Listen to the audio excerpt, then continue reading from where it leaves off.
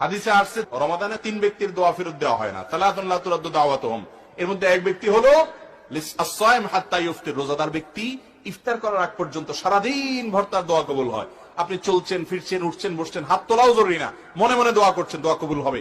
আপনি বাংলায় দোয়া করছেন, মুখে উচ্চারণও করছেন না, মনে মনে আল্লাহর সাথে কথা বলছেন, চাওয়া পেশ করছেন, দোয়া কবুল হবে। এমনকি ওযু নাই, তাও দোয়া কবুল হবে। ওযু দোয়ার জন্য শর্ত না, যদি ওযু অবস্থা করতে পারলে ভালো। এই জন্য রোজাদার রোজা অবস্থায় ইফতারের আগ পর্যন্ত দোয়া করবেন।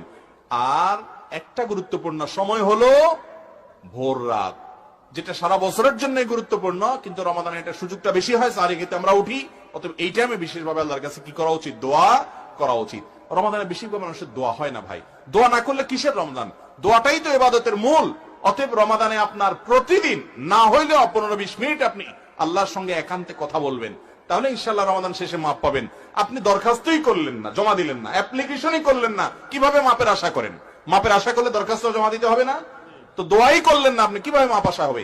অনেক ভাইরা আছেন রমজান আসলে রোজা রাখে, ইফতার সাহরি করে, তারাবি পড়ে, এই 4 কাজ করে, বস এর নাম রোজা শেষ।